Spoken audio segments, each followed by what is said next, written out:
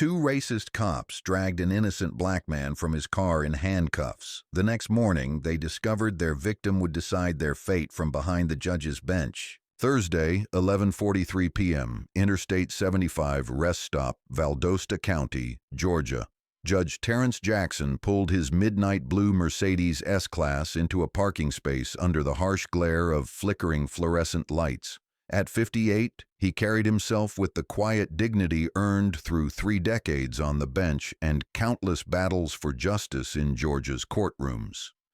The Supreme Court appointment ceremony he'd attended that morning in Atlanta still felt surreal, a culmination of a lifetime dedicated to the law. The rest stop was nearly deserted, except for a handful of 18-wheelers and the occasional late-night traveler. Jackson stretched his legs after the grueling 4-hour drive from the state capitol. The ceremony had run until nearly 8 o'clock, complete with speeches from the governor, attorney general, and chief justice. Highway traffic and construction delays had turned what should have been a 3-hour journey into an endurance test. All he wanted now was a simple bathroom break before the final hour home to his wife, Regina, and their comfortable bed in Macon. Hidden in the shadows between 2 massive semi-trucks, Officer Bradley Turner's patrol car sat like a predator waiting for prey. At 34, Turner had spent 8 years building a reputation for what he called aggressive community policing in Valdosta County's minority neighborhoods. His personnel file contained 17 citizen complaints, all dismissed or ruled unfounded by internal affairs. Turner wore his confrontational style as a badge of honor, convinced that firm authority was the only language certain people understood. His partner for the past 18 months, Officer Nathan Cross, sat in the passenger seat scrolling through social media on his phone. At 29, Cross had joined the force 3 years earlier after washing out of the military police. He'd quickly learned to follow Turner's lead without question, adopting his partner's worldview that divided citizens into categories, those who deserved respect and those who required control. Turner adjusted his rearview mirror, watching the well-dressed black man emerge from the expensive German sedan. His mind immediately began cataloging assumptions built over years of prejudice disguised as police instinct. No way that's his car. Probably stolen. Drug dealer trying to look respectable. Maybe a pimp from Atlanta heading south to expand his operation. Judge Jackson retrieved his leather briefcase from the back seat and began walking toward the rest stop building. The case contained tomorrow's court docket, 23 cases requiring his attention, including 3 involving allegations of police misconduct.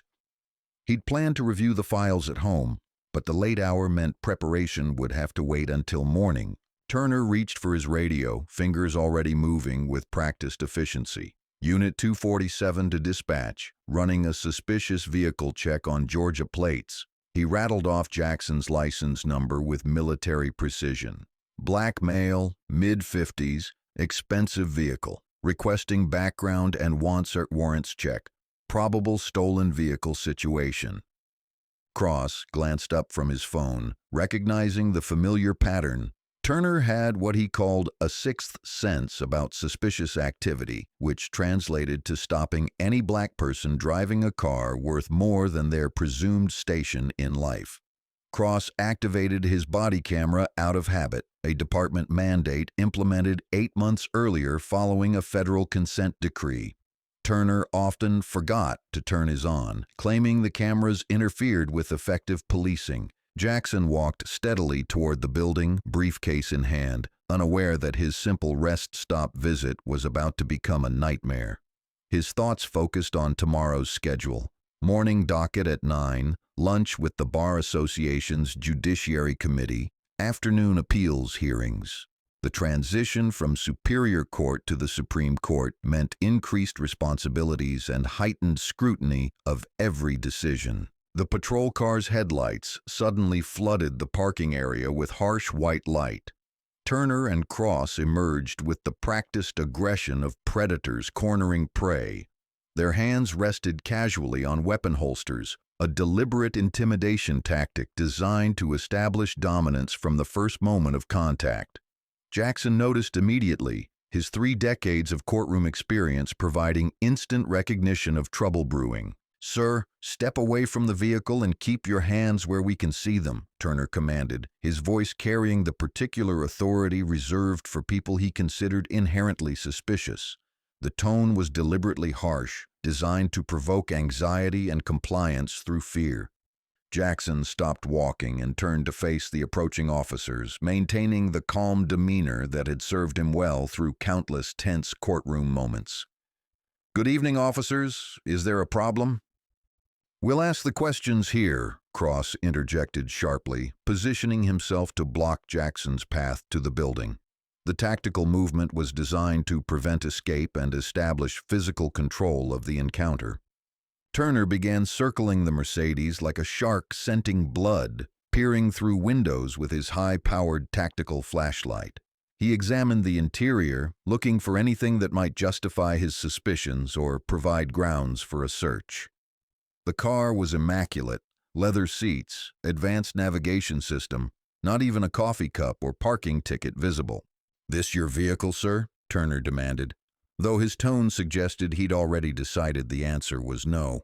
"Yes, it is," Jackson replied evenly, recognizing the pattern of harassment he'd seen described in hundreds of civil rights cases throughout his judicial career. Turner's radio crackled with the dispatcher's response. The license check showed the vehicle registered to Terrence Jackson of Macon, Georgia. Clean record, no outstanding warrants, no reported theft. The information should have ended the encounter immediately, but Turner's suspicions only deepened. In his worldview, clean records often meant criminals who simply hadn't been caught yet. "Let's see some identification and registration," Turner demanded. Jackson reached slowly into his jacket pocket, having learned long ago that sudden movements around nervous police officers could prove fatal. Both officers tensed immediately, their hands moving instinctively toward their service weapons.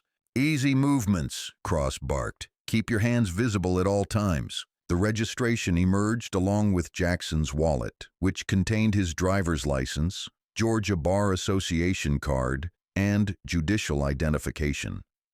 Turner examined the documents under his flashlight beam, noting that the name matched but refusing to accept the obvious explanation. "Terrence Jackson," Turner read aloud, deliberately using the first name to show disrespect. "What do you do for work, Terrence?" The informal address was a calculated insult, stripping away the dignity that white professionals took for granted. Jackson had experienced this particular form of disrespect countless times throughout his career, from his days as a young prosecutor fighting for credibility in hostile courtrooms. "I'm an attorney," Jackson replied truthfully. Judges were attorneys, after all. The statement contained no deception, merely a simplified answer to avoid escalating the situation. Cross scoffed audibly. "What kind of attorney? Criminal defense? Helping drug dealers beat the system and get back on the streets?" The accusation revealed everything about the officers' assumptions. In their minds, black attorneys could only exist to subvert justice, never to serve it. The possibility that Jackson might be a prosecutor, judge, or civil attorney never entered their consideration. Turner's radio squawked again with additional information from dispatch. The vehicle registration was current, the insurance was valid, and there were no liens or reports of criminal activity. The owner's driver's license showed no violations, no criminal history, and not even a parking ticket in the past 5 years. Every piece of official information contradicted Turner's suspicions. Instead of backing down, Turner doubled down on his initial assessment. "Step out of the vehicle, sir. We need to conduct a safety search." Jackson remained calm despite the escalating absurdity of the situation. "Officers, I haven't committed any crime. I stopped here to use the restroom facilities, nothing more." "You'll step out of the vehicle voluntarily or we'll remove you," Turner stated flatly, his hand now resting openly on his weapon. The threat hung in the humid Georgia night air like a storm cloud. Security cameras mounted on the rest stop building recorded everything with digital precision. Cross's body camera captured the conversation from his angle, though Turner's remained conspicuously inactive. Jackson complied to avoid physical confrontation, knowing that resistance, no matter how legally justified, could prove deadly. He emerged from the Mercedes with his hands clearly visible, moving with deliberate slowness to avoid any action that might be construed as threatening. "Face the vehicle, hands on the roof, spread your feet shoulder-width apart," Cross ordered, reciting the pat-down procedure he'd performed hundreds of times. The search began immediately and intrusively. Turner's hands moved roughly over Jackson's expensive suit, checking pockets and seams with unnecessary aggression. They found car keys, an iPhone, breath mints, a pen, and a thin leather portfolio containing business cards. "What's in the briefcase?" Turner asked, though he was already moving to examine its contents without waiting for permission. "Legal documents, case files for tomorrow's court session." Turner's laugh held no warmth or humor. "Right, let's see these legal documents." Jackson's briefcase told the story of his distinguished career in unmistakable terms. Tomorrow's court docket bore the official seal of the Georgia Supreme Court. Judicial opinions he'd drafted over the years carried his signature and official letterhead. Correspondence from the Attorney General's office addressed him as the Honorable Terrence Jackson. The governor's appointment letter, still crisp and formal, announced his elevation to the state's highest court. Turner examined each document under his flashlight, searching desperately for evidence of fraud or criminal activity. The Supreme Court appointment letter caught his attention first, the governor's seal clearly embossed, official signatures from multiple state officials, and watermarked paper that would be nearly impossible to counterfeit. "This some kind of fake ID operation?" he asked Cross, holding up the appointment letter. Cross examined the letterhead with the scrutiny of an expert, though his knowledge of official documents extended no further than traffic tickets and arrest warrants. State seals, embossed signatures, and watermarked paper, if it was counterfeit, it represented a level of sophistication beyond anything they'd encountered. "Sir, are you claiming to be a judge?" Turner's voice dripped with skepticism and barely concealed ridicule. "I am a judge," Jackson responded quietly, maintaining his dignity despite the humiliating circumstances. Both officers burst into laughter, the sound echoing across the empty parking lot. The idea struck them as not merely unlikely, but absolutely ridiculous. Black men didn't become judges in their narrow worldview, certainly not men they encountered at rest stops after midnight driving expensive cars. "Sure you are," Cross said mockingly, his voice laden with sarcasm. "And I suppose I'm the governor of Georgia." Turner continued rifling through the briefcase with increasing desperation. Judicial robes wrapped in dry-cleaning plastic emerged next, the Georgia Supreme Court emblem clearly embroidered on the collar in gold thread. The craftsmanship was exquisite, the kind of detail that couldn't be replicated by amateur forgers. "Costume party coming up?" Turner suggested to Cross, holding up the robes. "Halloween's not for 6 months," Cross replied, but his voice carried less certainty now. More documents emerged with each search. Federal court opinions bearing Jackson's signature as the authoring judge, legal briefs from major cases with his name prominently displayed in the case headings, letters from the State Bar Association congratulating him on various honors and appointments. A photograph showed Jackson shaking hands with the governor during a judicial awards ceremony. The evidence was overwhelming and undeniable, but cognitive dissonance prevented acceptance. Turner's entire worldview, built on decades of racial prejudice and stereotyping, couldn't accommodate the reality before him. The alternative meant admitting that his instincts were actually bigotry, that his suspicious person was actually one of the state's most respected jurists. "You're under arrest for impersonating a public official," Turner announced, reaching for his handcuffs. Jackson's composure finally showed its first crack. "Officers, please check your database. Call your supervisor. Contact the courthouse. This is a serious mistake that can still be corrected. Turn around, hands behind your back." The handcuffs clicked shut around Jackson's wrists with metallic finality. The sound echoed across the empty parking lot like a gunshot, marking the moment when a routine rest stop became a life-changing encounter with institutional racism. Cross keyed his radio with practiced efficiency. "Unit 248 to dispatch. We have one in custody. Black male impersonating a judge. Need transport to county lockup for booking." Jackson stood silently beside his Mercedes, hands cuffed behind his back, while Turner continued examining documents that proved his identity beyond any reasonable doubt. The irony was lost on neither officer. They were arresting a man for impersonating himself. From the rest stop building emerged Jerome Washington, a 45-year-old truck driver who'd been hauling freight across the southeastern United States for 20 years. He'd witnessed police interactions before, but something about this scene felt fundamentally wrong. The well-dressed man in handcuffs showed no signs of criminal behavior, while the officers seemed increasingly agitated despite finding no evidence of wrongdoing. Washington pulled out his smartphone and began recording, understanding instinctively that documentation might prove crucial. The officers were too focused on their suspect to notice immediately. "Sir, what are you being arrested for?" Washington called out, his voice carrying the authority of a man who'd seen enough injustice to recognize it instantly. "Don't interfere with official police business," Turner shouted back, his tone aggressive and dismissive. "I'm not interfering. I'm documenting a public interaction," Washington replied calmly, continuing to record while maintaining a safe distance. Cross noticed the phone camera and approached Washington with obvious hostility. "Turn that device off immediately." "It's my legal right to record police activity in public spaces," Washington stated with quiet confidence. 20 years of cross-country driving had taught him about police encounters in dozens of states, and he knew his constitutional protections.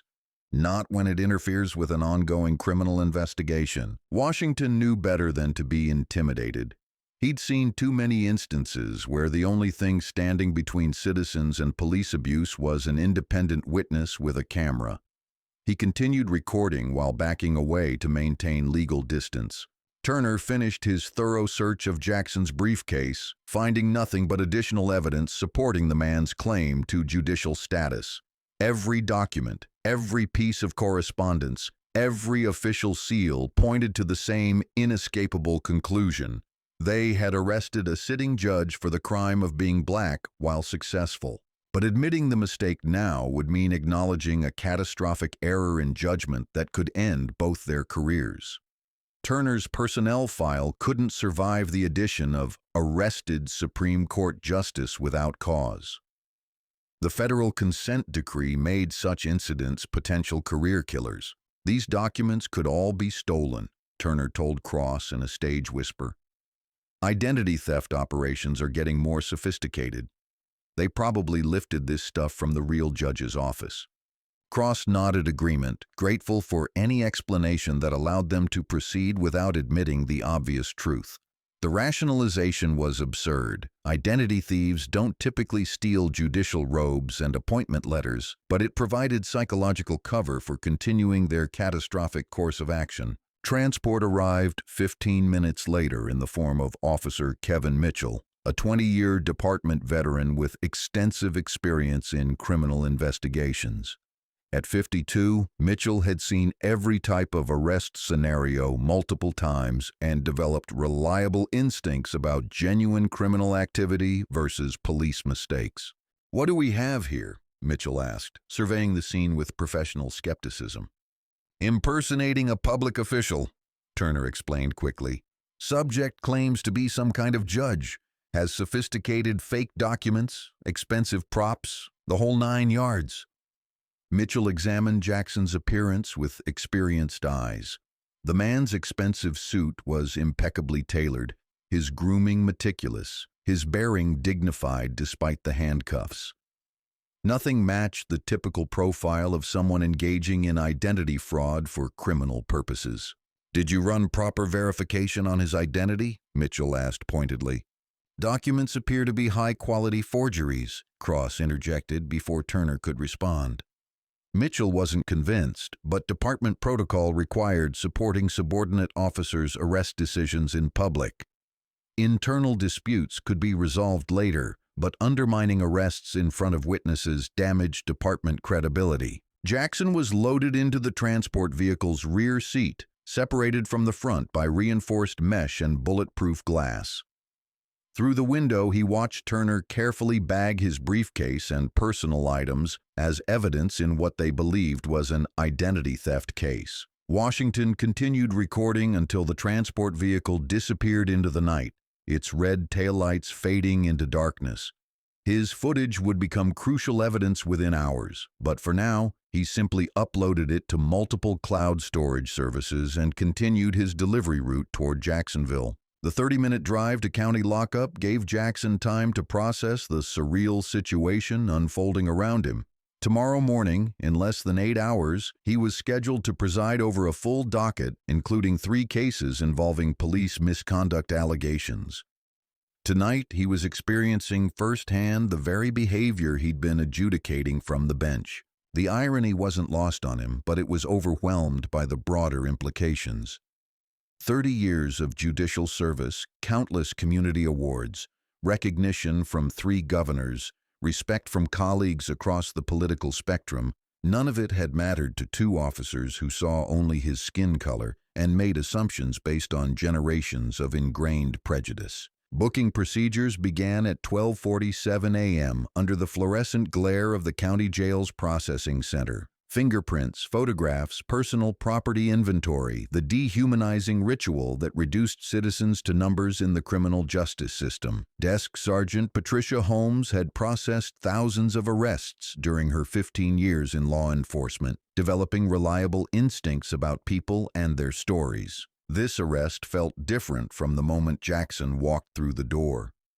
His demeanor remained calm and dignified despite the circumstances. His speech was articulate and educated. His appearance suggested professional status rather than criminal activity.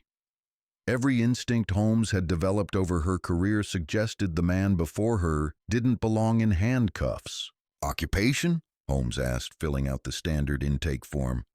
"Superior Court judge recently appointed to the Georgia Supreme Court," Jackson replied with quiet dignity. Holmes looked up from her paperwork, studying the man's face intently. She'd heard plenty of wild stories from arrestees trying to avoid booking, claims of being undercover officers, federal agents, even foreign diplomats. But this man's demeanor suggested truth rather than desperation. "You're claiming to be a judge?" she asked carefully. "I am a judge, Sergeant. This is a case of mistaken identity that can be resolved with a simple database check." Holmes had developed a reputation for thoroughness that had prevented several false arrests during her career. Standard operating procedure required verification of any claims involving official status before completing booking procedures. She accessed the computer terminal and searched the Georgia judicial database for Terrence Jackson. The results appeared within seconds, complete with photograph and biographical information. Active Georgia Superior Court judge. Recent appointment to State Supreme Court confirmed by Governor Patricia Hayes. Photograph matched the man standing before her exactly. Educational background: Morehouse College, Harvard Law School, Order of the Coif.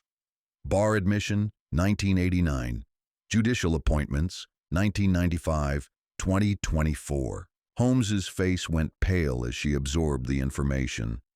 She'd processed thousands of arrests in her career, but never had a sitting judge brought in by officers who had apparently failed to verify his identity through standard protocols. "Officer Turner," she called sharply, "what verification procedures did you follow regarding this man's identity?" Turner approached with obvious reluctance, sensing trouble in Holmes's tone. "Sergeant, his documents appeared to be sophisticated forgeries. We followed standard protocols for suspected identity fraud." Holmes turned her computer monitor so Turner could see the judicial database entry. The photograph was unmistakably the man they'd arrested. The biographical information matched every document in his briefcase. "Officer Turner, this man is actually a Georgia Supreme Court justice," Holmes said quietly, her voice carrying the weight of departmental catastrophe. Turner's face drained of color as he stared at the screen. That's impossible. He was acting suspicious at a rest stop after midnight. Why would a judge be out that late?" "Judge Jackson," Holmes said professionally, "I want to personally apologize for this error. We'll begin immediate release procedures and contact the watch commander." Jackson nodded with quiet dignity. "Sergeant, I understand you're following proper procedures. However, I'll need to speak with your supervisor about the conduct of the arresting officers." Holmes reached for her phone to call Captain Isaiah Bennett, knowing that waking him at 1:15 a.m. with news of an arrested Supreme Court justice would likely end her week on a very unpleasant note. Bennett arrived within 20 minutes, his usually immaculate uniform hastily assembled and his expression thunderous. At 45, he'd worked his way up from patrol officer to precinct captain through a combination of political awareness and competent leadership. The current situation represented every supervisor's worst nightmare, a civil rights catastrophe with potential federal implications. "Judge Jackson," Bennett began immediately, "please accept my most profound apologies for this unprecedented situation. The department will conduct a thorough investigation into the officer's conduct." Jackson's response was measured and professional. "Captain, your officers arrested me for the apparent crime of being a successful black man. This incident reflects systemic problems that extend beyond individual misconduct." Bennett winced visibly. The department's federal consent decree made any allegation of racial profiling a potential trigger for increased federal oversight. The Justice Department's monitoring team would likely view this incident as evidence of continuing discriminatory practices. "Sir, we'll implement immediate corrective measures and ensure full accountability for any policy violations." Jackson's release paperwork was expedited with unusual efficiency. His personal property was returned, including the briefcase containing tomorrow's crucial court documents. Bennett personally escorted him to the parking garage where his Mercedes waited, noting the bitter irony that Jackson would soon preside over cases involving the very type of behavior he'd just experienced. The drive back to the rest stop took 30 minutes through empty highway corridors. Jackson's thoughts churned between exhaustion, anger, and grim determination. The incident wouldn't be ignored or buried through administrative channels. Justice required accountability, and accountability required action. At 2:30 a.m., Jackson finally retrieved his Mercedes from the rest stop parking lot. The facility was nearly deserted except for a few long-haul truckers catching mandated rest periods. Washington had long since departed for Jacksonville, but his recorded footage was already spreading across social media platforms. The solitary drive home gave Jackson time to process the evening's events. Exhaustion battled with righteous anger as he considered the broader implications. This wasn't simply a case of mistaken identity or poor judgment. It was a textbook example of the racial profiling that federal oversight was supposed to eliminate. His wife, Dr. Regina Jackson, waited in their kitchen when he arrived at 3:15 a.m. 31 years of marriage had taught her to recognize when something serious had occurred. The combination of lateness, exhaustion, and barely controlled anger in her husband's demeanor triggered immediate concern. "Terrence, what happened? You look like you've been through hell." Jackson recounted the entire incident while Regina listened in growing disbelief and mounting fury. As a retired civil rights attorney who'd spent decades fighting institutional discrimination, she understood the legal implications immediately. "They arrested you for impersonating yourself?" she asked incredulously. "They arrested me for being black and successful," Jackson corrected grimly. Regina's anger flared with the intensity of someone who'd spent her career battling exactly this type of injustice. "This is precisely why the consent decree exists. Federal oversight was supposed to prevent these incidents." Jackson nodded wearily. "Tomorrow's going to be interesting. I have 3 police misconduct cases on my docket, including excessive force and racial profiling allegations. Neither needed to mention the obvious irony. Jackson would spend the day adjudicating police behavior while processing his own experience as a victim of the very misconduct he was supposed to address from the bench. At 4:30 a.m., Jackson finally collapsed into bed, but sleep proved elusive. In 3 hours, he would wake to begin one of the most significant days of his judicial career, a day when personal experience would intersect with professional duty in unprecedented ways. Across town, Turner and Cross finished their shift reports in the pre-dawn darkness, both carefully omitting crucial details about their decision-making process. Internal affairs investigations were inevitable, so documentation required strategic editing. Turner wrote, "Subject appeared nervous and evasive during routine safety check. Identity documents raised suspicion due to inconsistency with subject's circumstances and behavior. Probable cause existed for impersonation charges pending full investigation." Cross's report echoed his partner's carefully crafted narrative. Individual exhibited suspicious behavior consistent with criminal activity. Identity verification documents appeared potentially fraudulent upon initial examination. Arrest made pending thorough investigation by Detective Division. Neither report mentioned their initial assumptions about race and expensive cars. Neither acknowledged their failure to run proper database checks before making the arrest. Neither admitted that their suspicions were based on racial stereotypes rather than criminal behavior. Captain Bennett spent the remainder of the night reviewing department policies, federal oversight requirements, and damage control strategies. Arresting a Supreme Court justice represented the worst possible scenario for a department operating under federal consent decree. At 6 a.m., he placed a call to District Attorney Robert Sterling. Knowing that political coordination would be essential for managing the crisis, Sterling listened to Bennett's account with growing horror, understanding immediately that his office's relationship with law enforcement was about to become significantly more complicated. "How catastrophic is this situation?" Sterling asked bluntly. "Complete disaster. We arrested a Supreme Court justice for impersonating himself based on racial profiling." Sterling's political instincts immediately began assessing damage control options and electoral implications. "What's the media exposure potential?" "Unknown. There was a witness who recorded the encounter on his phone." The situation was spiraling toward a public relations catastrophe that could destroy careers and trigger federal intervention. Sterling's upcoming re-election campaign couldn't survive a scandal involving racist officers arresting prominent black judges. Meanwhile, Jerome Washington's uploaded footage was gaining traction across multiple social media platforms. The video title read, "Police Arrest Black Judge for Being Black at Rest Stop." Within hours, the footage would accumulate hundreds of thousands of views and capture national media attention. By morning, every major news outlet would have the story. Cable news networks would feature expert panels discussing systemic racism in law enforcement. Social media algorithms would push the content to millions of users.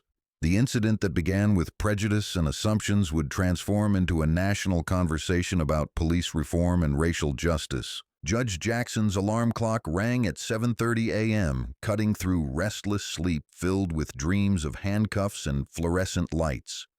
Thursday had been the longest day of his career. Friday would prove even longer and more consequential. As he prepared for court, reviewing cases involving the very type of police misconduct he'd experienced firsthand, Jackson had no idea that the officers who arrested him would soon appear before his bench. The justice system's wheels turn in mysterious ways, but they always turn toward accountability, eventually. Friday, 7:30 a.m. Judge Terrence Jackson's reflection stared back from his bathroom mirror, the events of the previous night etched into the lines around his eyes. The physical exhaustion was manageable after 3 decades of long judicial days, but the psychological impact of being handcuffed and processed like a common criminal would take longer to fade. His judicial robes hung in the closet, freshly pressed by Regina and ready for another day of dispensing justice. The irony struck him with renewed force each time he looked at them. Today, he would preside over cases involving the very type of police misconduct he'd experienced firsthand, including allegations of racial profiling and false arrests that now felt devastatingly personal. Downstairs, Regina had prepared his usual breakfast with extra care: coffee black, wheat toast with honey, fresh fruit arranged precisely as he preferred. 31 years of marriage had established comfortable morning routines, but nothing felt comfortable about this particular Friday morning. The news coverage started early, Regina said, gesturing toward the television screen with barely controlled anger. Channel 7's morning show was leading with Jerome Washington's cell phone footage. The headline banner read, "Breaking: Supreme Court Justice Arrested by Officers Who Didn't Recognize Him." The footage was crystal clear, showing Jackson's calm professionalism contrasted against the officer's aggressive assumptions. Jackson watched himself being handcuffed at the rest stop, noting details he'd missed during the traumatic experience. Turner's obvious hostility, Cross's eager participation in the harassment, the methodical way they'd ignored mounting evidence of his actual identity. "Viewer discretion is advised," anchor David Chen announced solemnly. The following footage contains content that some viewers may find disturbing, including language and actions that reflect racial bias in law enforcement. The video played without commentary, letting the officers' words speak for themselves. Their mocking laughter when Jackson identified himself as a judge, their dismissive attitude toward official documents, their stubborn refusal to perform basic identity verification. Reporter Candace Mitchell appeared on screen, her expression professionally serious as she provided context for the stunning footage. At 34, Mitchell had built a sterling reputation covering civil rights issues for Channel 7, her investigative work exposing 3 major police misconduct cases in the past 18 months. Judge Terrence Jackson, recently appointed to the Georgia Supreme Court by Governor Patricia Hayes, was arrested last night at a Valdosta County rest stop, Mitchell reported with careful precision. Officers Bradley Turner and Nathan Cross charged him with impersonating a public official despite documentation clearly proving his judicial status. The story cut to Washington's interview, recorded earlier that morning at a truck stop outside Jacksonville. The veteran driver had agreed to appear on camera after witnessing what he described as textbook racism in action. Those officers made their decision the second they saw a black man stepping out of an expensive car, Washington stated with quiet conviction. Everything after that was just them trying to justify what they'd already decided to do. They didn't want to believe that man was a judge because it didn't fit their prejudices. Back in the studio, anchor Jessica Reynolds provided additional context about Valdosta County's troubled relationship with federal oversight. The Valdosta County Sheriff's Department has been operating under a federal consent decree for 18 months following a Department of Justice investigation into systematic discriminatory policing practices, Reynolds explained. Last night's incident may trigger additional federal scrutiny and potential sanctions. Jackson's phone had been buzzing continuously since 6 a.m. with calls and text messages.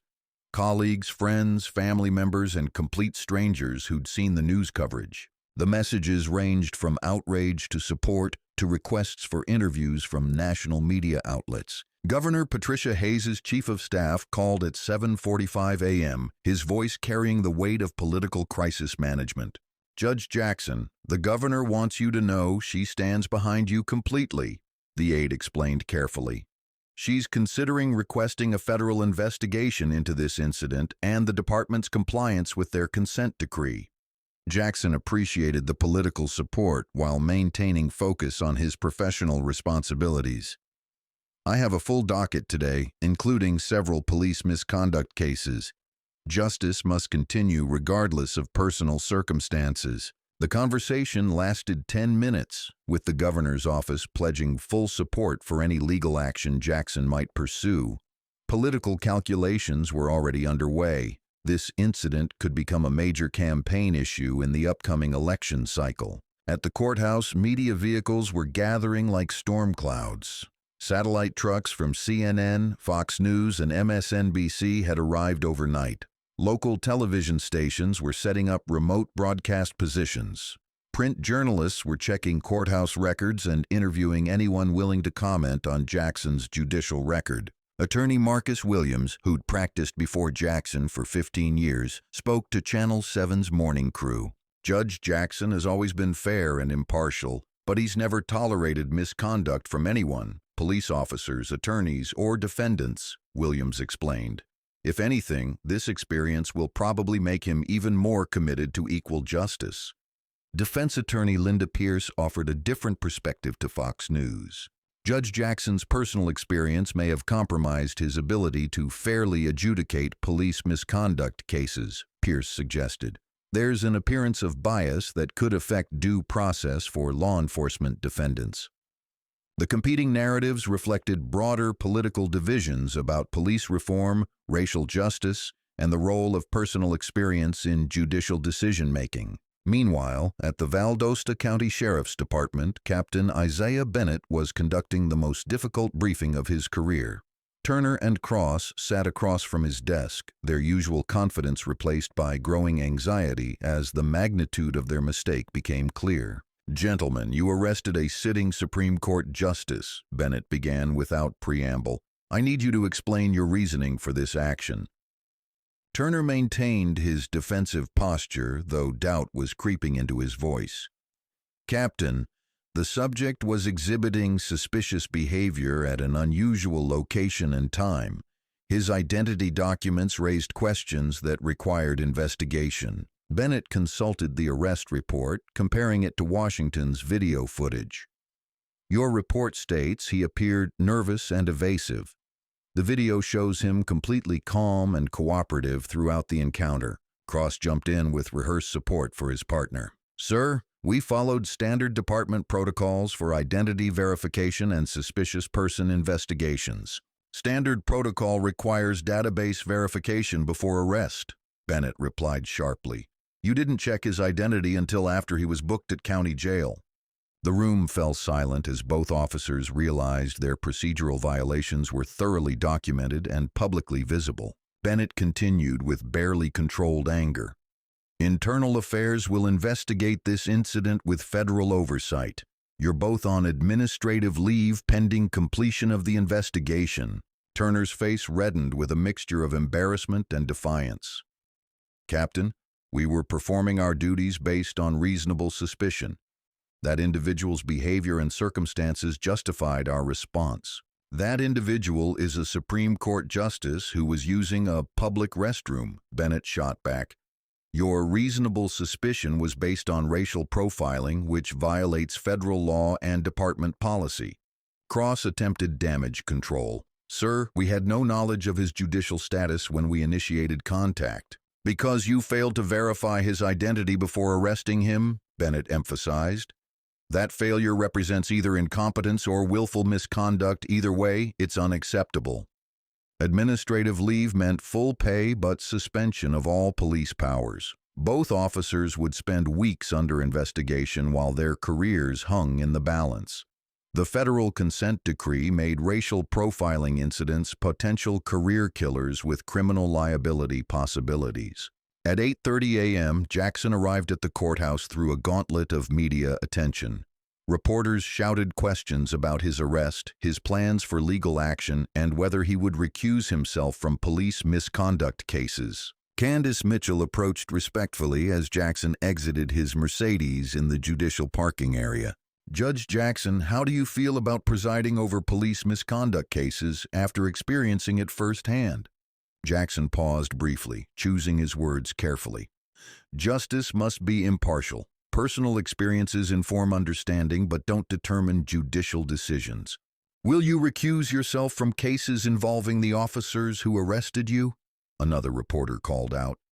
"I'll follow appropriate ethical guidelines regarding any potential conflicts of interest," Jackson replied diplomatically before entering the building. Inside the courthouse, the atmosphere buzzed with nervous energy. Court staff, attorneys, and courthouse regulars were all discussing the overnight incident in hushed tones. Court clerk Stephanie Martinez had worked with Jackson for 12 years and had never seen media attention like this surrounding their courtroom. "Judge, your docket is completely full today," Martinez reported with professional concern. 3 police misconduct cases, 2 civil rights violations, 1 excessive force allegation, plus the usual criminal and civil matters.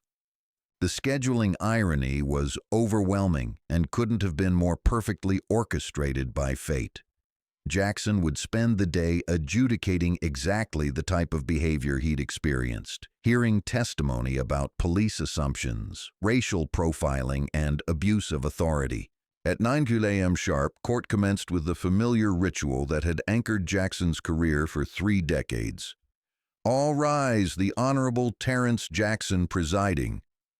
The words carried extra weight today, witnessed by a packed courtroom that included reporters, civil rights observers, and curious attorneys drawn by the unprecedented circumstances. Case number 2024 CR 8847 was called first.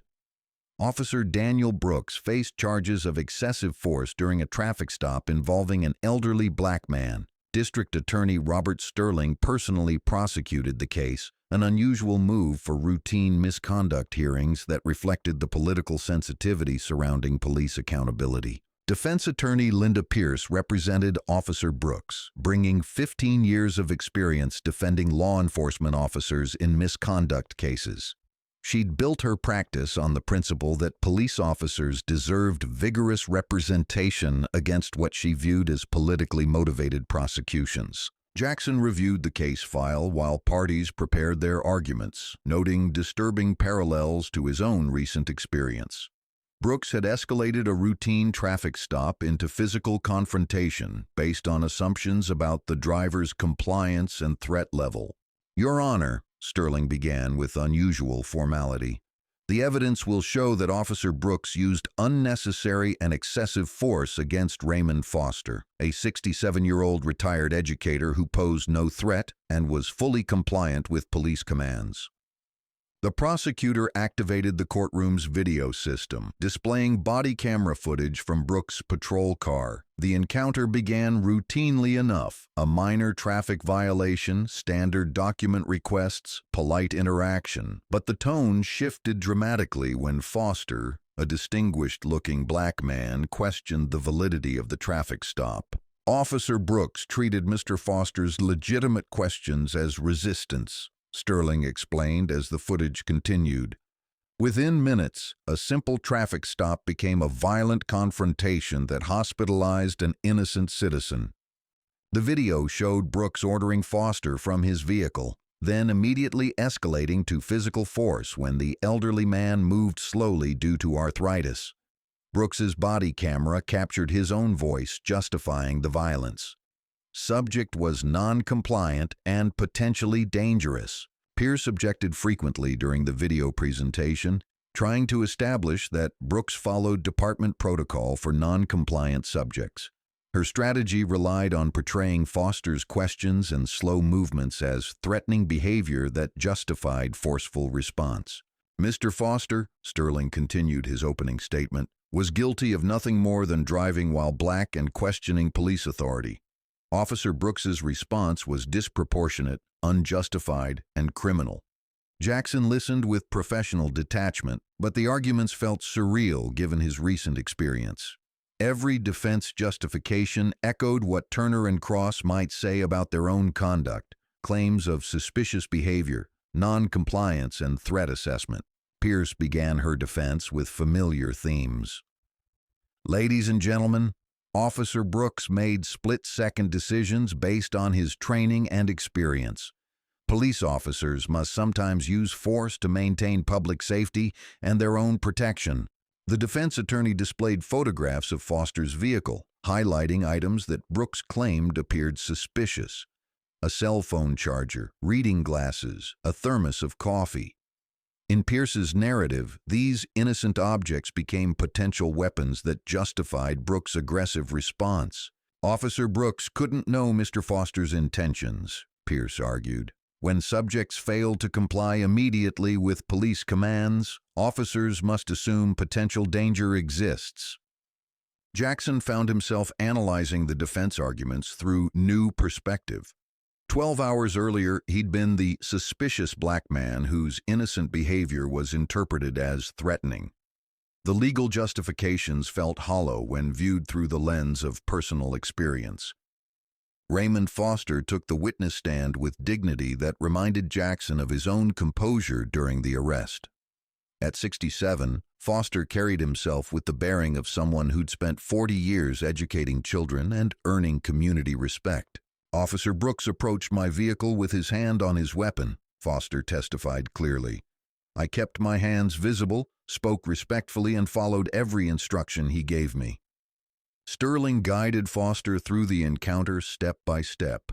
The elderly man had asked why he was being stopped, a constitutionally protected question that Brooks interpreted as resistance. When I asked about the reason for the stop, Officer Brooks became immediately hostile, Foster continued. He ordered me out of the car and grabbed my arm before I could fully exit. Pierce's cross-examination was aggressive, attempting to portray Foster's questions as confrontational and his movements as potentially threatening. "Mr. Foster, were you complying quickly enough with Officer Brooks's commands?" Pierce asked pointedly. "I was complying as quickly as my arthritis allowed. I'm 67 years old with joint problems. I can't move like a young man." Jackson recognized the testimony pattern that mirrored his own experience.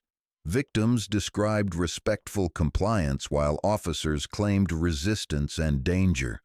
The disconnect reflected deeper problems in police training and cultural attitudes. The case proceeded for 3 hours with medical testimony about Foster's injuries, expert analysis of the body camera footage, and character witnesses describing Foster's decades of community service. The evidence clearly showed Brooks had used excessive force against a non-threatening elderly man.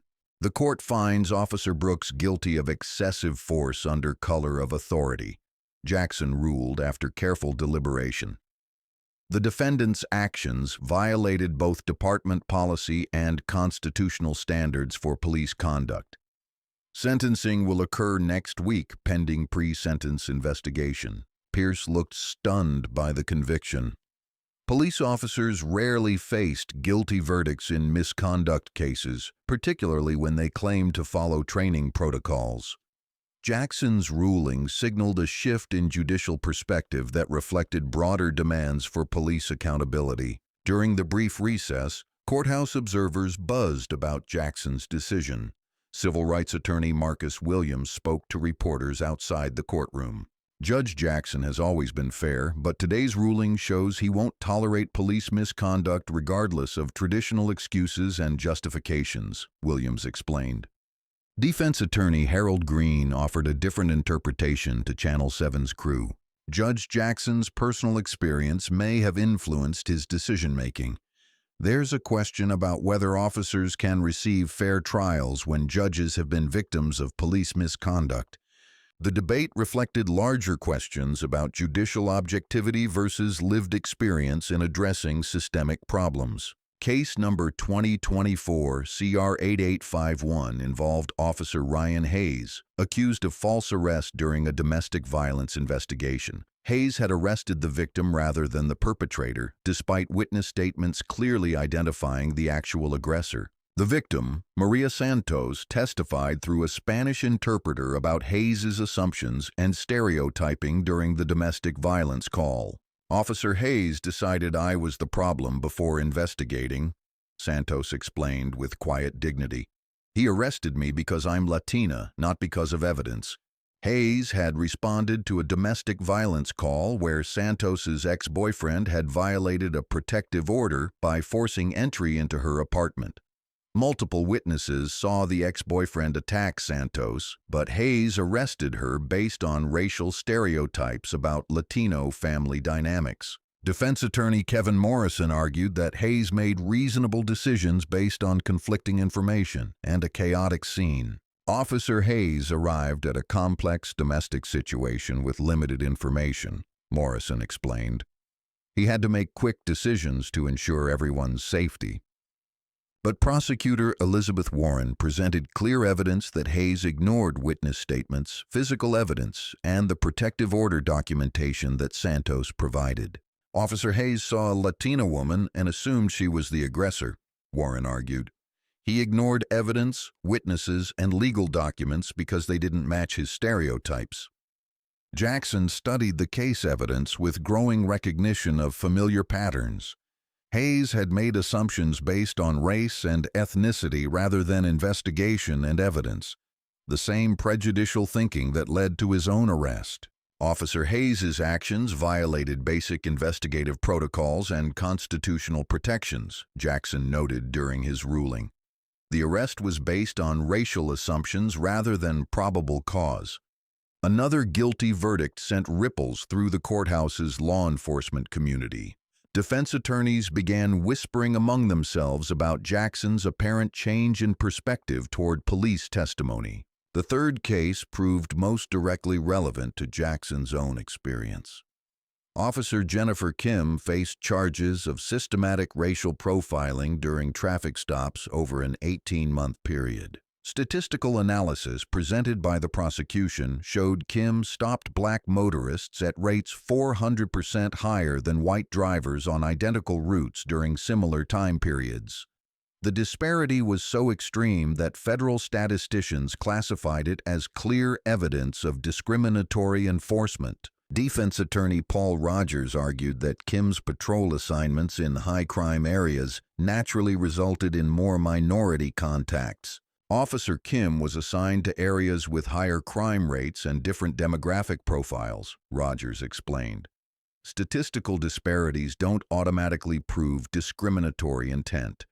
But Prosecutor Warren countered with GPS tracking data showing Kim actively pursued black drivers across patrol boundaries while ignoring identical violations by white motorists. Officer Kim would follow black drivers for miles, waiting for minor violations she completely ignored when committed by white drivers, Warren demonstrated with detailed evidence.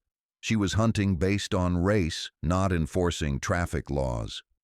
The evidence included recorded radio communications where Kim described stops using racially coded language.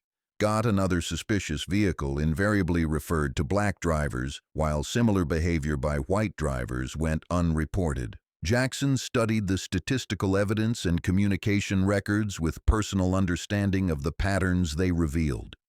Kim's behavior represented the systematic version of what Turner and Cross had done to him. Racial profiling disguised as law enforcement.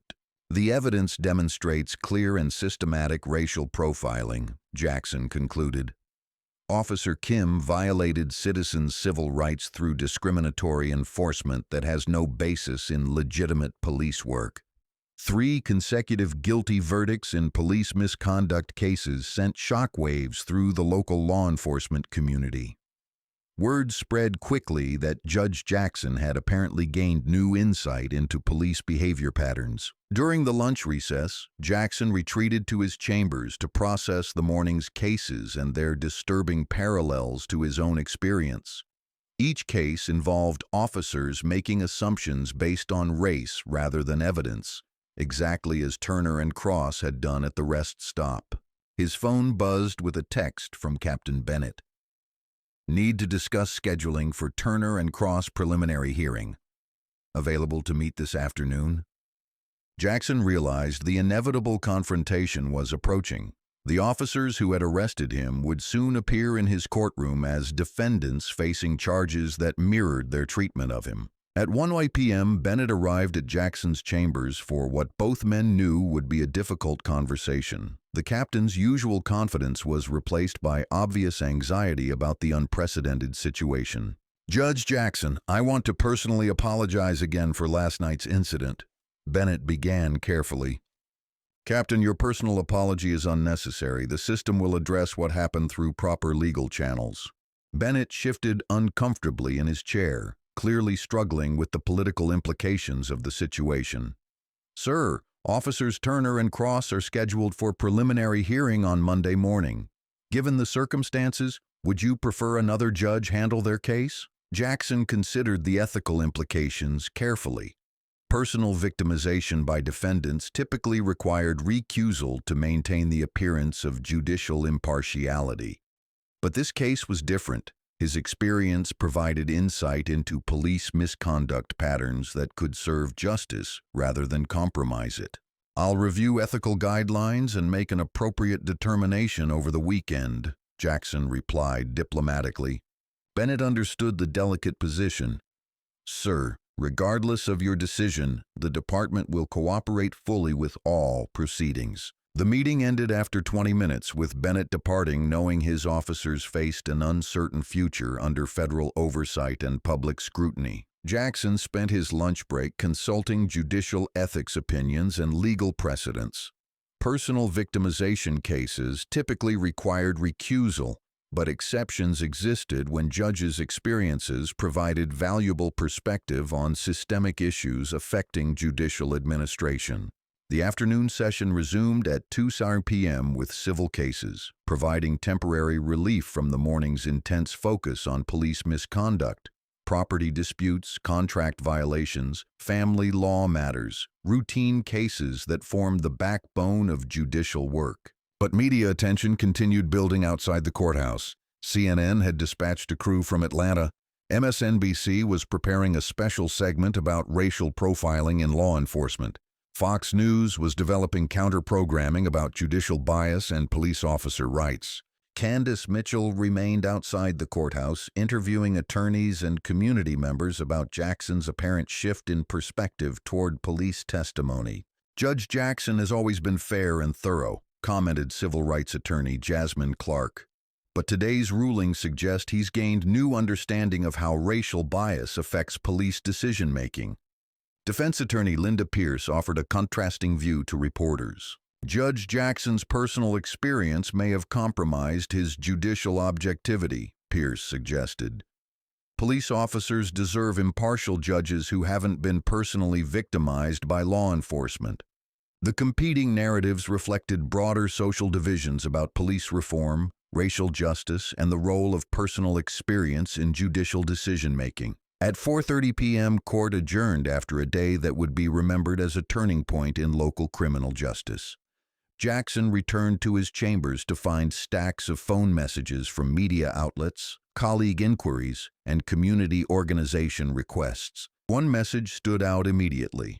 Dr. Michelle Roberts, president of the local NAACP chapter, wanted to schedule a meeting about community response to the previous night's arrest incident. "Judge Jackson, we'd like to discuss how your experience validates what community members have been reporting for years," Roberts' message explained. "This incident represents broader patterns we've been documenting under the federal consent decree." Jackson called Roberts immediately, beginning a 30-minute conversation about police-community relations, federal oversight effectiveness, and systemic reform needs. "Judge, your arrest experience confirms what Black citizens report regularly to our organization," Roberts explained.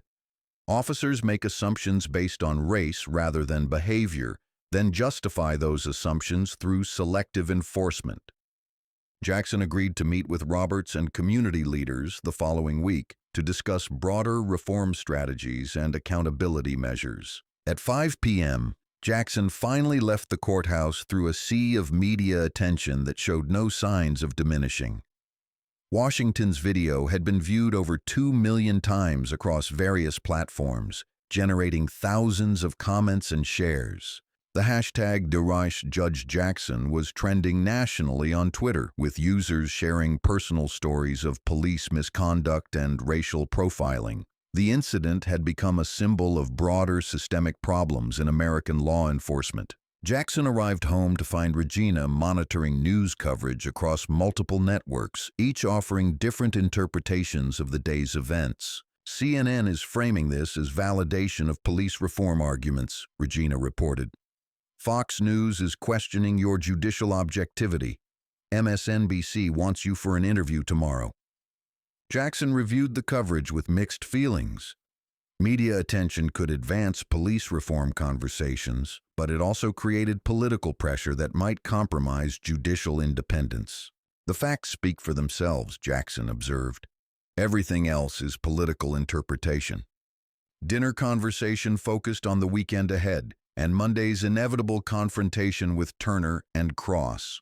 Media attention would intensify over the next few days, creating a circus atmosphere around what should be routine legal proceedings. Jackson's son Damon called at 8 p.m., his voice carrying the complex emotions of a police officer whose father had been arrested by fellow officers. "Dad, I've been getting questions all day about what happened. Some guys think you're going to be biased against all cops now." The conversation lasted an hour, with father and son discussing the difference between individual accountability and professional solidarity. Damon worried about backlash against good officers, while Jackson emphasized the importance of holding bad officers accountable. "Son, police officers who do their jobs properly shouldn't fear accountability," Jackson counseled. "It's the ones who abuse their authority that create problems for everyone in law enforcement." At 9 p.m., Jackson made his final decision about recusal. He would preside over Turner and Cross's preliminary hearing, believing his experience provided insight rather than bias. The decision was carefully documented with reference to relevant ethical opinions and legal precedents. Meanwhile, Turner and Cross spent their evening consulting with union representatives and private attorneys, trying to develop defense strategies for charges that seemed increasingly serious. Police Union President David Cooper reviewed their prospects with brutal honesty. "Gentlemen, this situation is politically and legally toxic," Cooper explained. "The department will likely sacrifice you to avoid federal intervention." Both officers maintained their innocence, but Cooper's experience suggested their careers were effectively over regardless of criminal conviction outcomes. "You arrested a Supreme Court justice for being black," Cooper continued bluntly. "There's no favorable spin for that level of mistake." Private attorney Harold Green offered a more optimistic assessment during their evening consultation, though his optimism seemed forced given the evidence. "We can argue reasonable suspicion based on circumstances and time of contact," Green suggested. "Identity verification failures happen even to good officers." But Green privately doubted their defense prospects. Video evidence clearly showed racial profiling, and Jackson's actual identity made their claims of reasonable suspicion appear absurd. Saturday morning would bring escalated media attention and increased political pressure from all directions. Civil rights organizations were planning demonstrations, police unions were organizing counter-protests. Federal oversight officials were reviewing compliance with the consent decree. At 10 p.m., Jackson finally felt ready to address the weekend ahead. His decision to preside over Turner and Cross's hearing would generate controversy, but he believed justice required judges who understood the realities of police misconduct. Saturday morning arrived with breaking news alerts across every major television network and smartphone in America. Judge Terrence Jackson's arrest had evolved from a local incident to a national symbol of systemic racism in law enforcement overnight. CNN led their morning coverage with Supreme Court Justice arrested for being black. Fox News countered with Judge's impartiality questioned after police encounter. MSNBC focused on systemic racism exposed in Georgia traffic stop. Each network's coverage reflected their audience's political perspectives, while the core facts remained unchanged. Jackson woke at 6 a.m. to find his phone buzzing with interview requests from every major media outlet in the country. Good Morning America, Today Show, Meet the Press, Face the Nation. Everyone wanted his perspective on an incident that had captured national attention. Regina brought coffee and the morning newspaper, though print media felt almost quaint compared to the digital wildfire spreading across social media platforms.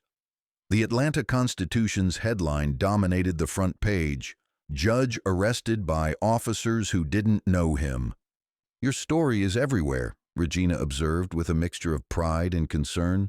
Twitter, Facebook, Instagram, TikTok, even international news outlets are picking it up.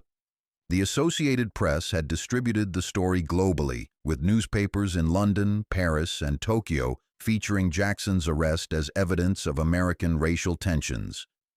The incident was being interpreted through various cultural and political lenses worldwide. Jackson's email inbox contained over 800 messages from colleagues, strangers, civil rights organizations, and media outlets. The volume was overwhelming, but certain messages stood out immediately. Harvard Law School's dean had written personally, "Terrence, your dignity during this incident exemplifies everything we try to teach our students about maintaining professionalism under adversity." The National Association of Black Judges issued a statement. Judge Jackson's experience validates what we've documented for decades. Racial profiling affects Black Americans regardless of education, profession, or social status. The American Civil Liberties Union announced plans to monitor Monday's preliminary hearing. This case represents a critical test of whether police officers will face accountability for clear racial profiling. At 8 a.m., Jackson's phone rang with a call from Washington, D.C. Senator Patricia Williams, chair of the Senate Judiciary Committee, was following the story with obvious political interest. "Judge Jackson, I want to express my complete support for your situation," Williams began carefully. "This incident highlights why federal police reform legislation is so desperately needed." The conversation lasted 15 minutes, with Williams explaining her committee's plans for renewed hearings on police accountability and federal oversight of local law enforcement agencies. Jackson appreciated the political support while maintaining judicial independence. "Senator, I'll let the legal process handle this specific incident. Broader policy questions are beyond my role as a judge." By 9 a.m., protesters were gathering outside the Valdosta County Courthouse despite Saturday court closure. The demonstration was organized by local NAACP chapters, Black Lives Matter affiliates, and civil rights organizations from across Georgia. Dr. Michelle Roberts addressed the crowd of approximately 300 people through a portable sound system. "Judge Jackson's arrest proves that racism in law enforcement affects every Black American, regardless of education, success, or social position," Roberts declared. "If a Supreme Court justice can be arrested for being Black, then none of us are safe." Counter-protesters, organized by police union supporters, gathered across the street, their signs reading, "Support our officers," and "Due process for police." The competing demonstrations remained peaceful but symbolized deeper social divisions about police reform and racial justice. Media crews from national networks documented both protests, interviewing participants about their perspectives on Jackson's arrest and broader police accountability issues. Meanwhile, Turner and Cross spent Saturday morning in emergency sessions with their legal team, trying to develop defense strategies for what appeared to be an unwinnable case. Defense attorney Harold Green reviewed the evidence with growing pessimism. "Gentlemen, the video footage is devastating. Your client was calm and professional throughout the encounter while you appeared hostile and biased." Turner maintained his defensive position. "We followed standard protocols for suspicious person investigation. The subject's behavior and circumstances justified our response." Green had defended dozens of police misconduct cases, but this situation was uniquely difficult. "Bradley, you arrested a Supreme Court justice for impersonating himself. The identity documents were genuine, the vehicle registration was valid, and he cooperated completely." Cross attempted to support his partner's narrative. "The documents could have been stolen or forged. Identity theft is sophisticated nowadays. Nathan, judicial robes and Supreme Court appointment letters aren't typically stolen by criminals," Green replied bluntly. "Your defense strategy needs to acknowledge the mistake while minimizing criminal intent." The attorneys spent 3 hours developing arguments based on reasonable mistake, training deficiencies, and split-second decision-making under pressure. None of the strategies felt convincing given the video evidence and Jackson's obvious credentials. At the Valdosta County Sheriff's Department, Captain Bennett was managing the worst public relations crisis in the department's history.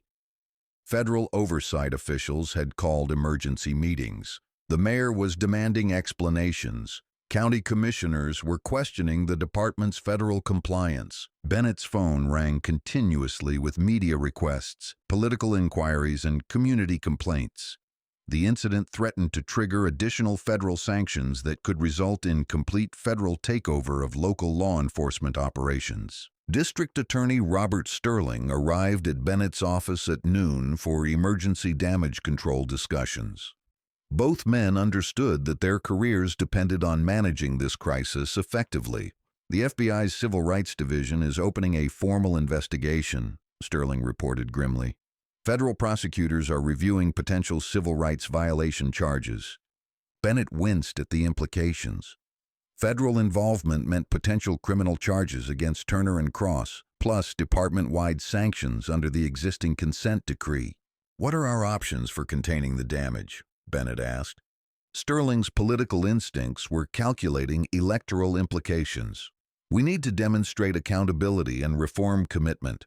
Turner and Cross will likely face federal charges regardless of state prosecution outcomes." The discussion lasted 2 hours, covering legal strategies, political positioning, and community relations repair efforts.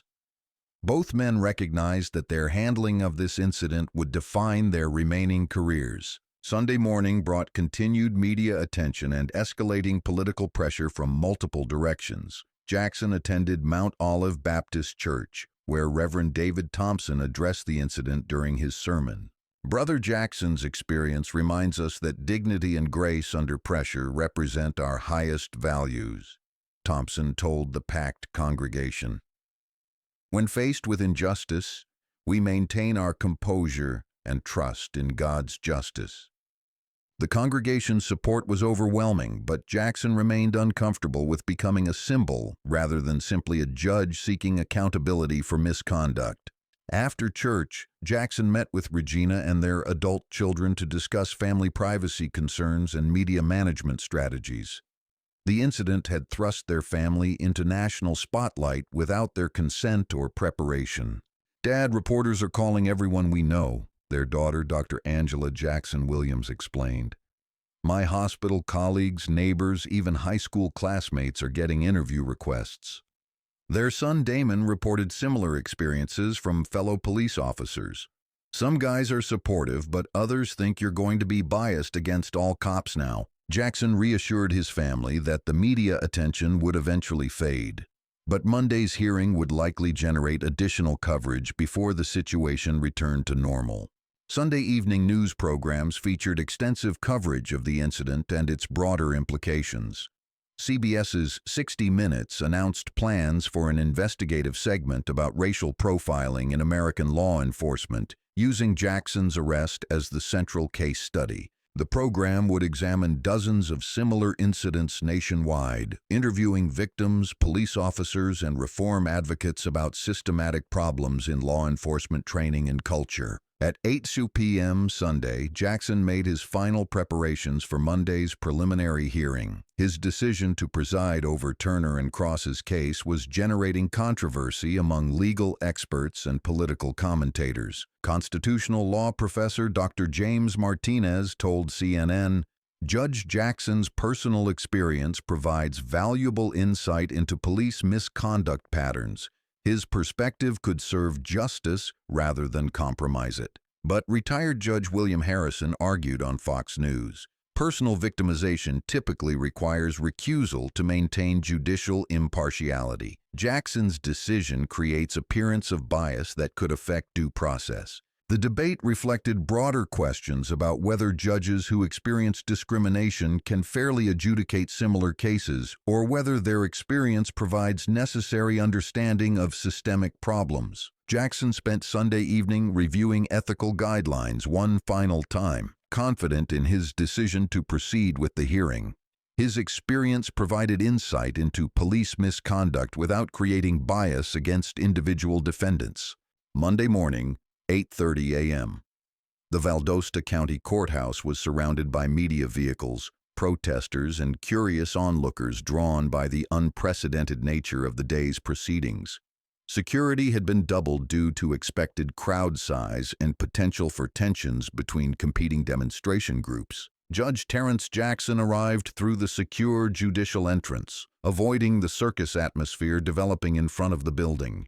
His usual composure masked the emotional complexity of presiding over charges against the officers who had arrested him 3 days earlier. Inside the courthouse, tension was palpable. Court staff moved with nervous energy while attorneys prepared for what many considered the most significant local legal proceeding in decades. The gallery would be packed with media, civil rights observers, and community members seeking justice or supporting police. At 8:45 a.m., officers Bradley Turner and Nathan Cross arrived with their defense attorney Harold Green, entering through a side door to avoid the crowd of protesters chanting "Justice for Judge Jackson" and "Accountability now." Both officers looked haggard after a weekend of media scrutiny and community condemnation. Their usual confidence was replaced by obvious anxiety as they faced charges that could end their careers and result in federal prison time. District Attorney Robert Sterling had assembled his most experienced prosecutors for the case, understanding that the entire nation would be watching their performance. The preliminary hearing would determine whether sufficient evidence existed to proceed with felony charges. At 9 a.m. sharp, Bailiff Marcus Johnson called the courtroom to order. All rise. The Honorable Judge Terrence Jackson, presiding over case number 2024 CR 9847, People v. Turner and Cross. The packed courtroom rose in unison, with every seat occupied by reporters, civil rights advocates, police supporters, and curious observers. Jackson entered with his usual judicial bearing, showing no sign of personal involvement in the case before him. "Be seated," Jackson commanded, his voice carrying the authority earned through 3 decades of courtroom experience. This preliminary hearing will determine whether probable cause exists to bind defendants over for trial on charges of deprivation of rights under color of law and false arrest. Defense Attorney Green immediately stood to address the court. "Your Honor, defendants respectfully request your recusal from these proceedings due to your personal involvement as the alleged victim in this case." Jackson had anticipated this motion and prepared his response carefully. "Mr. Green, I've reviewed relevant ethical guidelines and legal precedents. My decision to preside is based on judicial efficiency and the public interest in accountability." Green pressed his argument. "Your Honor, fundamental due process requires judicial impartiality. Your personal experience as the victim creates unavoidable bias against my clients." Mr. Green, judicial experience with similar cases provides perspective, not bias. "I'll rule fairly based on evidence and law, as I have throughout my career." Sterling rose to support Jackson's decision. "Your Honor, victims routinely appear in cases before judges who have personal experience with similar crimes. Experience provides understanding, not disqualification." Jackson ruled definitively. "The motion for recusal is denied. We will proceed with the preliminary hearing." Green's motion was expected but necessary to preserve appellate issues. His clients faced an uphill battle in a courtroom where the judge had experienced their alleged misconduct firsthand. Sterling began presenting the state's case with methodical precision. "Your Honor, the evidence will show that defendants Turner and Cross violated Judge Jackson's constitutional rights through racial profiling, false arrest, and deprivation of liberty under color of law." The prosecutor activated the courtroom's video system, beginning with Jerome Washington's cell phone footage that had sparked national outrage. The footage played on monitors throughout the courtroom, showing Jackson's calm professionalism contrasted against the officer's hostile assumptions. "Note the defendant's immediate aggressive posture," Sterling narrated as the video continued. "No traffic violation occurred. No criminal activity was observed. The defendant's suspicion was based entirely on Judge Jackson's race and the quality of his vehicle." Turner and Cross's body camera footage followed, providing additional angles of the encounter. Turner's camera remained inactive throughout the incident, a policy violation that suggested awareness of potential misconduct. Cross's body camera captured their conversation about Jackson's identity documents. Their mocking laughter when he identified himself as a judge was particularly damaging, showing contempt for his claims despite mounting evidence supporting his identity. Defendants ignored official documents, judicial robes, and Supreme Court correspondence, Sterling continued. They arrested Judge Jackson for the crime of impersonating himself while black. Green objected to the prosecutor's characterization. Your Honor, the prosecutor's inflammatory language prejudices these proceedings. Jackson sustained the objection. Mr. Sterling, please confine your arguments to facts and evidence. Sterling called his first witness, Jerome Washington, the truck driver whose recording had documented the entire encounter. Washington took the oath with quiet dignity, understanding his testimony's importance for civil rights and police accountability.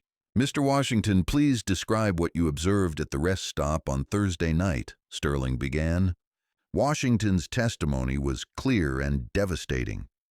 "I saw two police officers harassing a well-dressed black man who was completely cooperative and respectful. They made their decision to arrest him before investigating anything." Green's cross-examination attempted to portray Washington as biased against police, but the truck driver's credibility remained intact. His 20 years of cross-country driving experience provided perspective on police encounters nationwide. "Mr. Washington, isn't it true that you recorded this incident to create viral content for social media?" Green asked. "No, sir. I recorded it because I recognized injustice when I saw it. That man was being arrested for being black and successful." Sterling's next witness was Sergeant Patricia Holmes from the county jail, who had processed Jackson's booking and discovered his actual identity. "Sergeant Holmes, what did you discover when you verified Mr. Jackson's identity?" Holmes testified professionally about the database search that immediately confirmed Jackson's judicial status. The computer showed an active Superior Court judge, a recent Supreme Court appointment, photograph matching the arrestee exactly. "Did you inform the arresting officers of this information?" "Yes, sir. Officer Turner claimed the database information must be incorrect because the suspect was acting suspicious at a rest stop." Green's cross-examination focused on identity theft possibilities and document forgery, but Holmes's testimony remained solid about standard verification procedures that Turner and Cross had ignored. Captain Isaiah Bennett testified reluctantly about department policies and the officer's violation of standard protocols. "Captain Bennett, what procedures require verification before arrest?" Sterling asked. Bennett explained database checks, supervisory consultation, and evidence-gathering requirements that Turner and Cross had bypassed. His testimony damaged his own officers but protected the department from federal sanctions. "Did officers Turner and Cross follow proper verification protocols?"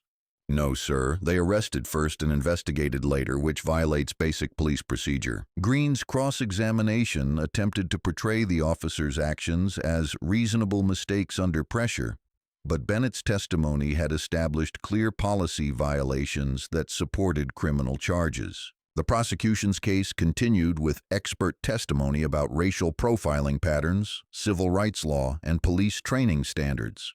Each witness built upon previous testimony to establish systematic misconduct rather than isolated mistakes. Dr. Sarah Martinez, a criminology professor specializing in police bias, testified about research documenting racial profiling in traffic stops.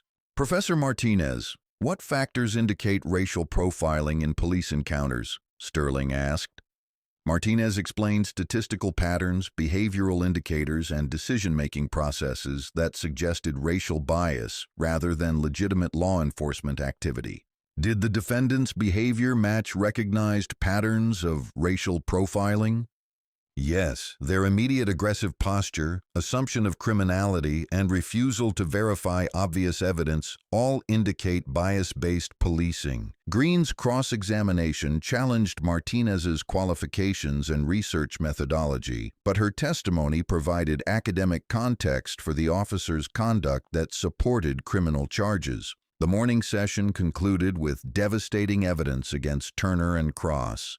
Video footage, witness testimony, and expert analysis all pointed toward clear civil rights violations that exceeded simple mistakes or poor judgment. During the lunch recess, media coverage intensified as reporters analyzed the morning's testimony. Legal experts debated the strength of the prosecution's case and potential penalties facing the defendants.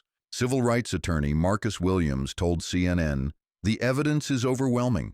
These officers violated Judge Jackson's constitutional rights through clear racial profiling." But police union representative David Cooper defended the officers on Fox News. "Split-second decisions in law enforcement are difficult. These officers made reasonable choices based on their training and experience." The afternoon session began with Green's defense case, which faced the difficult challenge of explaining away video evidence and witness testimony. Green called Turner as his first witness, attempting to portray him as a dedicated officer who made reasonable decisions based on suspicious circumstances. "Officer Turner, please describe your observations that led to contact with Judge Jackson," Green began. Turner's testimony followed his carefully rehearsed narrative about suspicious behavior and identity verification concerns, but his credibility suffered under Sterling's cross-examination. "Officer Turner, what specific criminal activity did you observe?" Sterling asked pointedly. The subject appeared nervous and was at an unusual location at an unusual time. "Using a public restroom at a rest stop constitutes suspicious behavior?" Turner struggled to explain his suspicions without acknowledging racial bias. "Expensive vehicle, late hour, nervous behavior. It fit patterns we're trained to recognize." Sterling pressed harder. "What patterns? Black men driving expensive cars?" Green objected, but the damage was done.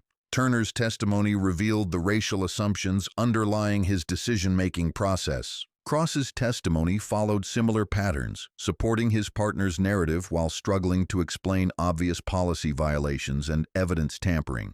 "Officer Cross, why didn't you activate your body camera immediately upon contact?" Sterling asked. "I forgot. It was an oversight in a dynamic situation." "But you remembered to record the arrest itself?" Cross's explanation about selective camera use suggested awareness that the initial contact might be problematic, evidence of consciousness of guilt that supported criminal charges. The defense case concluded with character witnesses describing Turner and Cross as dedicated officers with previous commendations and community support. But character evidence couldn't overcome video footage and procedural violations that established criminal conduct. At 4 p.m., both sides presented closing arguments summarizing their cases for the court's consideration. Sterling's closing was methodical and devastating. "Your Honor, defendants Turner and Cross violated Judge Jackson's constitutional rights through racial profiling, false arrest, and deliberate indifference to obvious evidence of his identity. The prosecutor reviewed each element of the charges with reference to specific evidence and witness testimony. Video footage, policy violations, and expert analysis all supported binding the defendants over for trial." Green's closing argument attempted damage control in an increasingly hopeless situation. "Your Honor, Officers Turner and Cross made reasonable decisions based on their training and the information available to them at the time. The defense attorney emphasized the split-second nature of police work and the difficulty of identity verification in field conditions, but his arguments rang hollow against overwhelming evidence of misconduct. "These officers didn't commit crimes," Green concluded. "They made mistakes in judgment that don't rise to federal civil rights violations."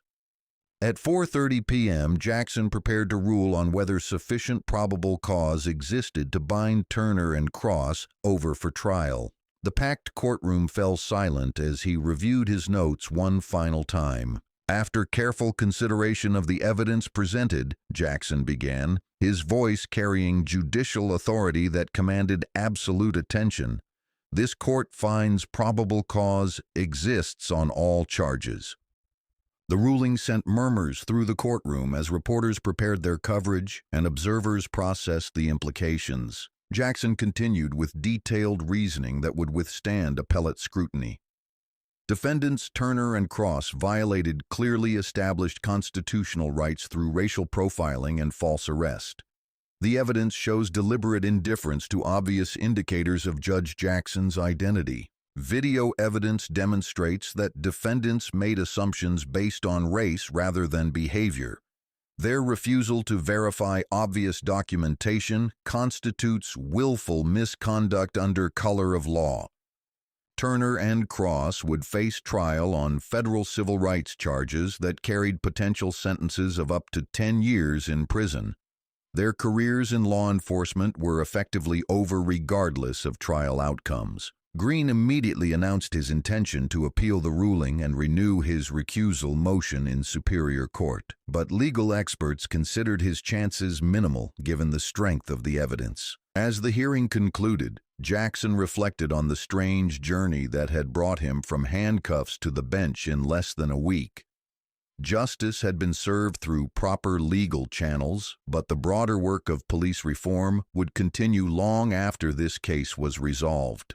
The preliminary hearing's conclusion triggered immediate national media coverage as reporters rushed to file stories about Jackson's decision to bind Turner and Cross over for trial. Cable news networks interrupted regular programming with breaking news alerts about the case that had captured America's attention. Outside the courthouse, competing crowds of protesters and police supporters gathered to hear the decision. Dr. Michelle Roberts addressed civil rights supporters through a portable microphone system. Today's ruling proves that accountability is possible when judges have courage to confront police misconduct, Roberts declared to enthusiastic applause. Judge Jackson's decision shows that justice can prevail over the thin blue line. Across the street, police union representative David Cooper addressed officers and their families who had gathered to support Turner and Cross. This ruling represents judicial bias against law enforcement, Cooper argued. Judge Jackson's personal involvement compromised his ability to fairly evaluate the evidence.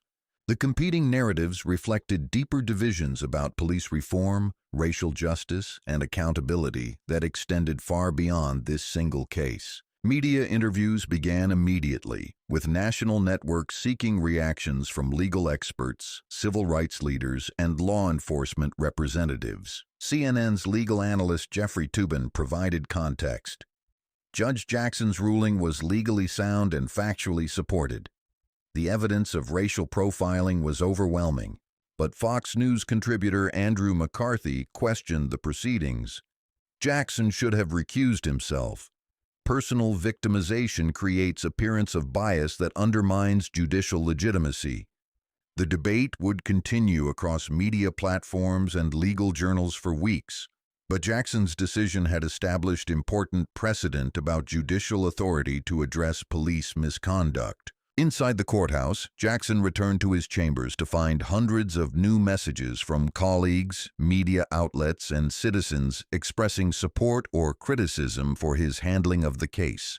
The National Bar Association had issued a statement. Judge Jackson's courage in confronting police misconduct demonstrates judicial independence at its finest. But the Fraternal Order of Police criticized his decision. Judge Jackson's bias against law enforcement compromises due process for officers facing false accusations. Political reactions were equally divided along predictable lines. Progressive Democrats praised Jackson's accountability, while conservative Republicans questioned his judicial objectivity. Senator Patricia Williams issued a statement from Washington. Judge Jackson's experience validates our arguments for comprehensive police reform legislation. Accountability must extend to all levels of law enforcement. But Senator Robert Thompson countered, judicial bias against police officers threatens public safety. Judges must be impartial arbiters, not victims seeking revenge. The political implications would influence upcoming elections as candidates position themselves on police reform issues highlighted by Jackson's case. Tuesday morning brought continued media attention as legal experts analyzed the preliminary hearing's significance for police accountability nationwide. Jackson's decision to preside over his own case had established precedent that other judges might follow when addressing police misconduct. Dr. Sarah Martinez, the criminology professor who had testified, told Morning Joe, Judge Jackson's ruling could encourage other judges to take police misconduct more seriously. Personal experience with bias provides valuable perspective on systematic problems. But retired federal judge William Harrison disagreed on Fox and Friends. Judicial recusal exists for good reasons. Personal involvement compromises objectivity regardless of the judge's intentions. The academic debate would continue in law reviews and judicial conferences, but Jackson's decision had already influenced how courts approached police misconduct cases. At Valdosta County Sheriff's Department, the fallout from Turner and Cross's charges was creating administrative chaos. federal oversight officials were conducting compliance reviews that could result in complete federal takeover of local law enforcement. Captain Bennett spent Tuesday morning in emergency meetings with department leadership, federal monitors, and county officials trying to contain the damage from what many considered the worst police misconduct incident in Georgia's recent history. We need comprehensive reform of training, supervision, and accountability systems, Federal Monitor Dr. Patricia Davis explained during the morning briefing. This incident demonstrates systematic failures that require immediate correction. Bennett understood that his department's future depended on convincing federal officials that meaningful reform was possible without complete federal takeover. We're implementing new bias training, enhanced supervision protocols, and community engagement programs, Bennett replied hopefully. But Davis remained skeptical. Previous promises haven't prevented incidents like Judge Jackson's arrest. Federal intervention may be necessary to ensure compliance. The threat of federal takeover hung over the entire department as officers wondered whether their careers would survive the political fallout from Turner and Cross's misconduct. Wednesday brought news that federal prosecutors were considering additional charges against Turner and Cross based on their violation of Jackson's civil rights. The FBI's Civil Rights Division had opened a formal investigation that could result in more serious federal penalties. Defense attorney Harold Green held a press conference announcing his client's intention to fight all charges through trial and appeal. Officers Turner and Cross are dedicated public servants who made split-second decisions based on their training, Green argued. Federal prosecution represents government overreach against law enforcement officers doing their jobs. But civil rights attorney Marcus Williams countered during his own press conference, Turner and Cross violated Judge Jackson's constitutional rights through clear racial profiling. Federal prosecution is necessary to ensure accountability. The competing legal strategies reflected broader debates about police accountability versus law enforcement support that would influence the eventual trial proceedings. Thursday marked 1 week since Jackson's arrest at the rest stop, and media outlets began producing retrospective analyses of the incident's impact on police reform discussions nationwide. Washington Post columnist Eugene Robinson wrote, Judge Jackson's dignified response to police misconduct provides a model for addressing institutional racism through legal channels rather than street protests. But Wall Street Journal editorial writer Kimberly Strassel argued, Jackson's decision to preside over his own case undermines judicial ethics and threatens due process for law enforcement officers. The editorial debates reflected deeper political divisions about police reform that would influence upcoming legislative battles in Congress and state capitals. Friday brought Jackson's return to normal judicial duties, though media attention continued at reduced levels. His regular docket included the usual mixture of criminal and civil cases that formed the backbone of Superior Court work. But the week's events had fundamentally changed his perspective on police testimony and law enforcement credibility. 3 decades of judicial experience had been supplemented by personal understanding of how racial bias affected police decision-making. During a routine drug possession case, Jackson questioned police testimony with new skepticism about search and seizure procedures. Officer Williams, you testified that the defendant appeared nervous during the traffic stop, Jackson noted. What specific behaviors led to that conclusion? The enhanced scrutiny reflected Jackson's new understanding of how officers' subjective impressions could be influenced by racial bias rather than objective criminal behavior. Defense attorneys noticed the change immediately, with several commenting that Jackson's questioning had become more thorough regarding police procedures and constitutional protections. Judge Jackson is asking questions he never asked before, observed public defender Lisa Martinez. His experience seems to have opened his eyes to problems with police testimony. The weekend brought Jackson's first opportunity to reflect on the week's extraordinary events and their implications for his judicial career. Media attention was finally diminishing as other news stories captured national attention, but the legal proceedings against Turner and Cross would continue for months. keeping the incident in public consciousness and ensuring continued scrutiny of police accountability measures. Jackson spent Saturday morning reviewing ethical guidelines and legal precedents related to his decision to preside over the preliminary hearing. Academic criticism had been intense, but he remained confident that his ruling was legally and ethically sound. Sunday's church service provided spiritual reflection on the week's events and their broader meaning for racial justice and community healing. Reverend David Thompson's sermon addressed forgiveness and accountability in the context of systematic injustice. Brother Jackson's response shows us how to seek justice through proper channels while maintaining dignity and grace, Thompson told the packed congregation. Forgiveness doesn't mean accepting injustice. It means working for change through righteous action. The congregation's continued support helped Jackson process the emotional complexity of becoming a national symbol for police accountability rather than simply a judge seeking individual justice. 2 weeks later, Jackson received word that Turner and Cross had been indicted by a federal grand jury on civil rights violation charges. The case would proceed to trial in federal court with potential sentences of up to 20 years if convicted on all counts. Defense attorney Green immediately filed motions challenging venue, seeking change of judge, and arguing prosecutorial misconduct, but legal experts considered the federal case extremely strong given video evidence and witness testimony. The trial would likely take place within 6 months, keeping media attention focused on police accountability issues and Jackson's role as both victim and symbol of judicial independence. 1 month after his arrest, Jackson received the American Bar Association's Judicial Courage Award for demonstrating exceptional judicial independence while confronting police misconduct and institutional racism. The award ceremony in Chicago drew national media attention as Jackson delivered a keynote address about the role of personal experience in judicial decision-making. Justice requires understanding of how laws affect real people in real situations, Jackson told the packed auditorium.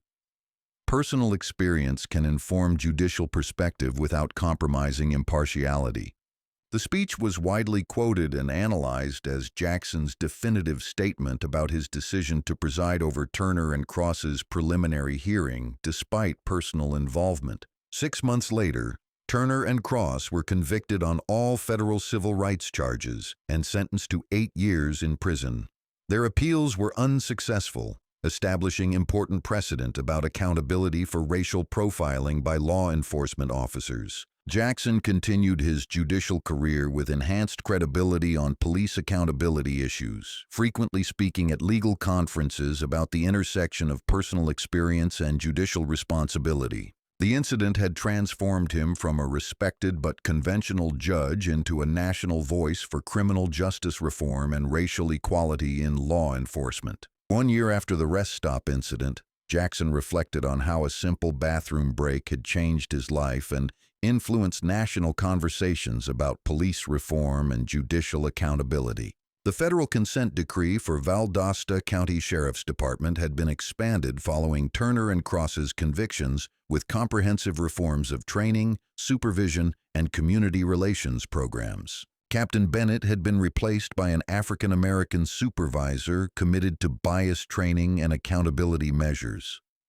The department's relationship with minority communities was gradually improving through sustained reform efforts. Turner and Cross remained in federal prison, their law enforcement careers permanently ended by their decision to arrest a judge for the crime of being successful while black. Their conviction had sent a powerful message to police officers nationwide that racial profiling would face serious consequences, contributing to broader cultural changes in law enforcement attitudes toward accountability. Jackson's judicial career had been enhanced rather than damaged by his decision to confront police misconduct directly.